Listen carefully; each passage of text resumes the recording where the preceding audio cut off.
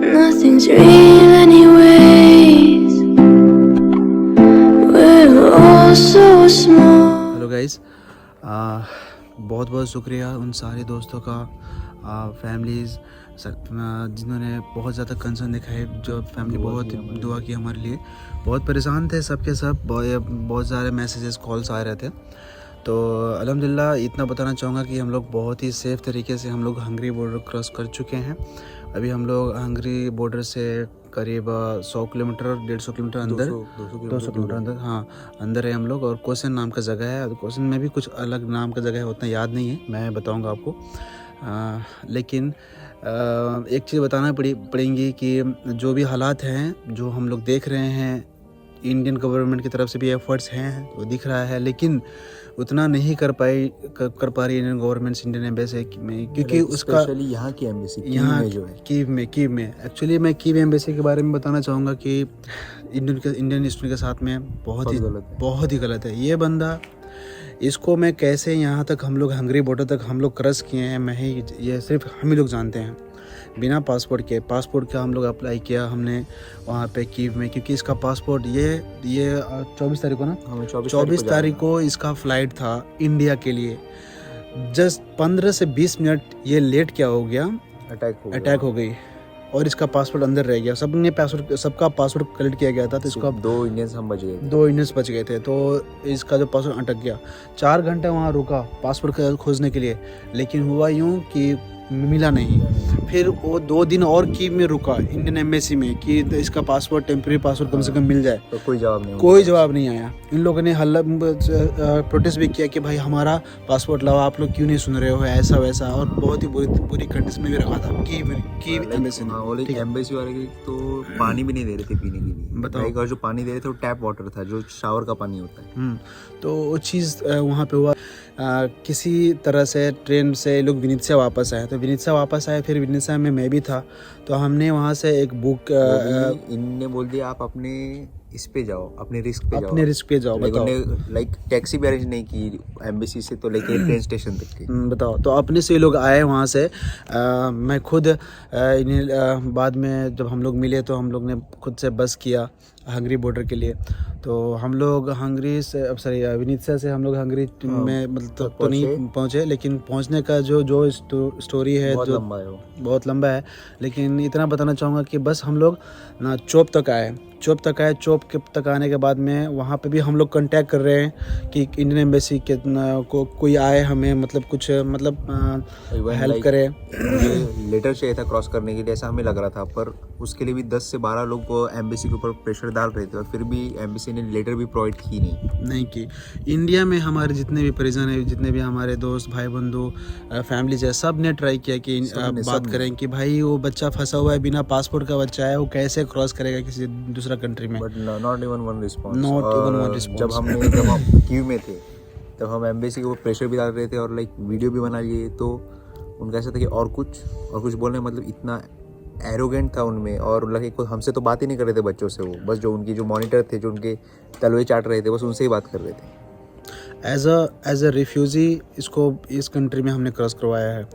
तो खैर अल्लाह का शुक्र है कि हर बॉर्डर मतलब कम से कम 4-5 जगह चेक हुआ होगा इसका, 4-5 जगह चेक हुआ, और जितनी जगह भी इसकी चेक हुई ना, जब भी इसका टर्न आता था, मतलब हाथ दिल पे रहता था कि कुछ हो ना जाए, मतलब इसको ना, क्योंकि कुछ ना कुछ मिसअंडरस्टैंडिंग हुई थी सामने वाले को, पर अल्हम्दुलिल्लाह के शुक्र से वो हम पास तो हो गए। अभी हम लोग यहाँ पे हैं लेकिन अब हम लोग कुछ टाइम के बाद से अभी हमें जाना है बुदापेस्ट, जो कि 200 किलोमीटर दूर है इधर से। तो वहाँ बुदापेस्ट में हम लोग अपने जो भी एम्बेसी है, यहाँ की कोऑपरेटिव लगी हमें, हम बात करें। हाँ, और बात करना ये चाहूँगा कि जो हम लोग यहाँ पहुँचे हैं कैसे। तो हम लोग बॉर्डर तक पहुँचे, बॉर्डर से जो भी हम लोगों ने किसी तरह से इमिग्रेशन लेके क्रॉस किए। क्रॉस करते ही हम लोग साउथ अफ्रीकन एम्बेसी के भी टच में थे, क्योंकि जिन बच्चों के साथ हम लोग आ रहे थे उसमें साउथ अफ्रीकन बच्चे थे, उसमें जिम्बाब्वे के थे, और हम दोनों थे इंडियंस। तो हमने बोला कि, तो उन्होंने बात किया कि, मैं बोला कि तुम अपने एम्बेसी से बात करके देखो, क्या पता हमारे भी हेल्प हो जाए ना। तो उन्होंने बोला कि ठीक है, सारे के सारे बच्चे, कोई साउथ अफ्रीकन हो, जिम्बाब्वे हो, इंडिया हो, मतलब नहीं है, सबके सब स्टूडेंट है, सबके सब स्टूडेंट है तो हम सबके हेल्प करेंगे। तो हमने बोला ठीक है, फिर हम भी तुम्हारे साथ हो जाते हैं, हम भी चलते हैं। तो हम बॉर्डर क्रॉस करते ही हमको इतना अच्छा ट्रीटमेंट मिला। वहाँ से गाड़ी आई, दो बड़ी बड़ी बस का आए, टाइप हाँ। के आए, सब हमको बैठाया वहाँ पे, बैठा के हम लोगों को लेके आए। और लेके आते ही इतनी अच्छी ट्रीटमेंट, यहाँ पे आते ही बेड हमें थे भाई, तकिए थे, बेड चादर दिया, थी। सब चीज़ दिया। वो जो कीव के एम्बेसी के पास तो बस एक योगा मैट थी। हाँ, और उसके बाद में हमें अच्छे से यहाँ पे इन लोगों ने डिनर करवाया। फिर हम लोग अच्छे से सोए। फिर सुबह उठते ही बहुत ही लग्जरियस तरीके से हम लोगों को जो है इन लोगों ने नाश्ता कराया। अभी हम लोग लंच करके बाहर ही आ रहे हैं। बस मैं थोड़ा बहुत आपको एक झलक दिखाना चाहूँगा कि साउथ अफ्रीकन एम्बेसी ने वो अपने बच्चों के लिए क्या कर रहे हैं और कितने अच्छे से किया उनसे। मुझे ये बात पता है कि इंडियंस बच्चे बहुत है और साउथ अफ्रीका के बच्चे कम है। तो बहुत लोग बोले हैं कि बहुत आसान है करना, लेकिन ना एक चीज़ बोलना चाहता हूँ ना कि करना और एक सुनना भी, सुनना भी तो चाहिए। कम्युनिकेट नहीं करना चाह रहे हमसे मतलब देखना ही नहीं चाहते थे हम लोग। मुझे और इससे साउथ अफ्रीकन एम्बेसी के थ्रू आने की जरूरत नहीं पड़ती। अगर हमारी बात सुन लेते, एक छोटा सा कोई लेटर दे देते हमें, छोटा सा लेटर कि हम क्रॉस कर सकते हैं। उसके लिए भी अपने 2 दिन वेट किया, ऐसे भी नहीं कि अपन इमीडिएट मांग रहे। बस सुन तो लीजिए। कॉल नंबर, हेल्पलाइन पर, व्हाट्सएप, इंस्टाग्राम, टेलीग्राम पे इतने सारे नंबर है ना कि हाँ इस पे बात करो, उस पे बात करो, आपका हेल्प होगा। कहाँ बात हेल्प हो रहा है? हम कॉल कर रहे हैं, कॉल नहीं लग रहा है। हम तो मैसेज दे दिए इंडियन एम्बेसी ने। अभी हमें तो बहुत पहले ही पता चल गया था, पर जिन्हें नहीं पता था बच्चों को, उनके लिए मैसेज आया कि आप अपना निकल जाइए कि उससे जितना जल्दी पॉसिबल हो सकता है। अभी उसमें कितने सारे हैं जिनके पास नहीं है डॉक्यूमेंट्स या कुछ नहीं है। तो यही सब बात थी। तो किस तरह से हम लोग आए, तो एक्चुअली में आप लोग देखिए वहाँ पे हैं, सुनिए बच्चों का हेल्प। तो ठीक है, बॉर्डर क्रॉस करने के बाद तो हो ही रहा है, लेकिन बॉर्डर क्रॉस कराने में तो हेल्प कीजिए उनका। ये नहीं हो पा रहा है, जीरो है उसमें, कुछ भी नहीं हो रहा है। तो बाकी मैं आपको दिखाना चाहता हूँ कि हमको साउथ अफ्रीकन एम्बेसी ने कितना हेल्प किया और क्या प्रोवाइड कराया। मैं आपको एक झलक दिखाना चाहता हूँ। तो ये वो जगह है जहाँ पे हमें साउथ अफ्रीकन एम्बेसी ने स्टे करने को दिया है। और यहाँ पे जो है हमें चलिए आपको अंदर लेके चलता हूँ कैसे बच्चे स्टे कर रहे हैं। ये डॉग तो बहुत अच्छा कर रहा है। ये देखिए यहाँ पे सारी की सारी ये लिविंग एरिया है। यहाँ पे हम सारे बच्चे जो है यहाँ पे स्टे कर रहे हैं। देखिए कितने अच्छे से हमें फैसिलिटीज़ प्रोवाइड करा रहे हैं ये लोग, आप देख सकते हो। यहाँ पे हम हमारे हेल्प के लिए यहाँ पे बैठे हैं, यहाँ पे लोग आप देख सकते हैं। इन्होंने बोला कि आपको कपड़े धोने हैं, आपको वॉशिंग मशीन दे रहे हैं, वॉशिंग मशीन दिया, यहाँ पे नहाने के लिए सब कुछ है। हमने बोला कि हमें पिज़्ज़ा खाना है तो पिज़्ज़ा तक ला कर रख दिए लोग। यहाँ पे हर चीज़ है। यहाँ पे देखिए हमने अभी जस्ट यहाँ से लंच करके हम लोग उठे हैं। और भाई बताओ कैसा लंच था यहाँ का?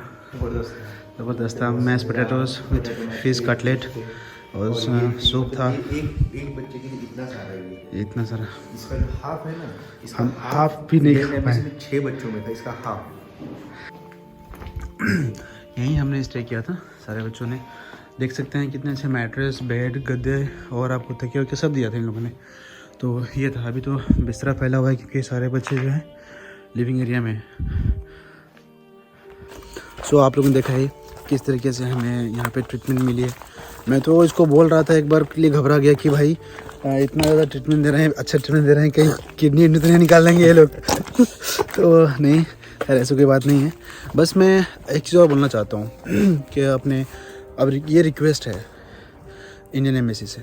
उसने 18 की भी रखी थी, 24 से लेके तो कब तक 26 तक ना। हाँ, कि जिस दिन मिनट से आए अपन सुबह ही निकल गए इधर के लिए। और वो भी खुद की बस अरेंज करके लिए। हाँ, लाइक जो कॉन्ट्रैक्टर वगैरह के हेल्प से हमने खुद की बस ही अरेंज की, वो भी इंडियन एम्बेसी, लाइक जो कीव इंडियन एम्बेसी है। लाइक सब का नाम खराब नहीं करना चाहेंगे हम, बाकी अच्छे भी। जैसे हम इधर आए तो इधर के कॉपरेट कर रहे हैं, कॉल उठा रहे हैं, सब कर रहे हैं। वो तो कॉल भी नहीं उठा रहे ना, उनके मेल पे भी जा रहा है, कुछ भी नहीं हो रहा है। अभी हम यहाँ से निकलेंगे बुदापेस्ट इंडियन एम्बेसी में। तो क्योंकि हम जब यूक्रेन में ही थे तो वो लोग बोल रहे थे हमें कि वो लोग हेल्प करने की कोशिश कर रहे थे। भेजे थे लाइक बुदापेस्ट इंडियन एम्बेसी ने भी भेजी थी क्यू एम्बेसी को, तब भी नहीं माने। और ये साउथ अफ्रीकन एम्बेसी ने भी उनसे बात की थी यहाँ की, तब भी नहीं माने। और एक बच्चे का तो फ़ोन भी ले लिया था क्योंकि वो बांट रहे थे इंडियन फ्लैग्स के, तुम अपने इस पे निकल जाओ इधर से। और ये नहीं बताना था मीडिया को कि वो अपने बच्चों को अपनी खुद की रिस्पॉन्सिबिलिटी पे भेज रहे, उनकी जान को रिस्क में डाल रहे हैं। लेकिन जो लोग बैठे हैं ना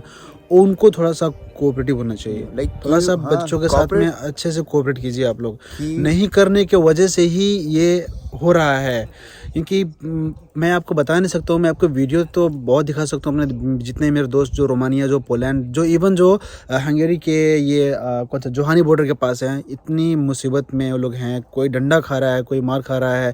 और एक लड़की हमारे साथ आई थी और रोने लगे क्योंकि उसको जो है पुलिस लोग धक्का मार रहे थे। अगर आप लोग वहाँ पे होते हमारे लिए तो ना डंडा खाना पड़ता, ना धक्के मुक्का, ना ही रोना पड़ता।